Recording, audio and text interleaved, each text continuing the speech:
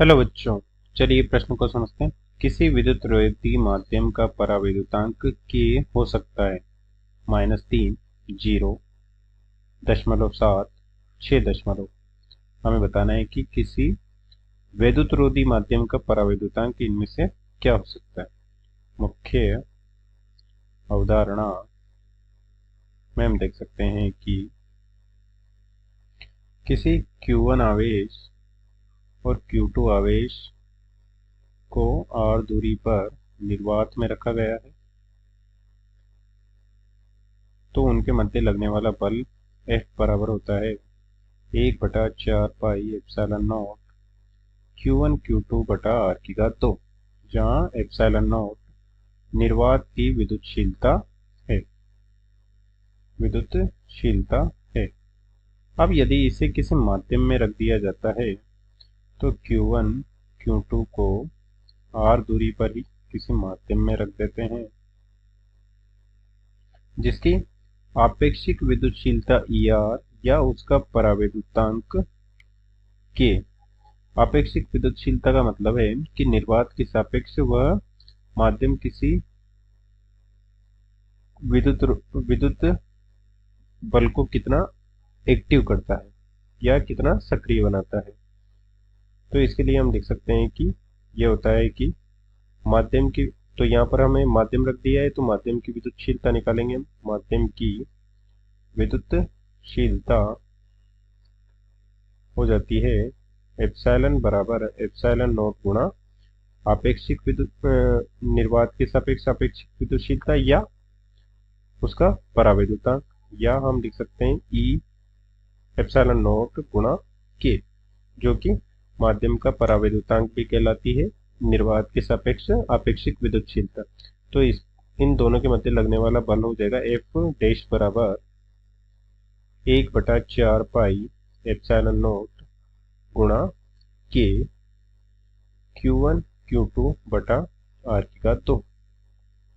तो यहाँ से हम देख सकते हैं कि यदि माध्यम की आपेक्षिक विद्युतशीलता होगी या परावैद्युतांक होगा तो बल F का मान घट जाता है, क्योंकि K का मान जैसे जैसे बढ़ेगा F का मान वैसे वैसे घट जाएगा। अर्थात हम लिख सकते हैं कि F व्युत्क्रमानुपाती होता है माध्यम के परावैद्युतांक के या आपेक्षिक विद्युतशीलता के परावैद्युतांक के। जैसे जैसे K का मान बढ़ेगा F का मान भी कम होता जाएगा। क्योंकि परावैद्युतांक एक आपेक्षिक विद्युतशीलता है, आपेक्षिक निर्वात के सापेक्ष आपेक्षिक विद्युतशीलता है, निर्वात के सापेक्ष आपेक्षिक विद्युतशीलता है, तो इसका मान ऋणात्मक नहीं होगा, क्योंकि ये तुलनात्मक रूप से अध्ययन है कि निर्वात के सापेक्ष कोई पदार्थ कितना विद्युत बल को सक्रिय कर सकता है। तो इसका मान सदैव धनात्मक होगा, धनात्मक मान होगा और सभी पदार्थों के लिए अलग अलग मान होगा।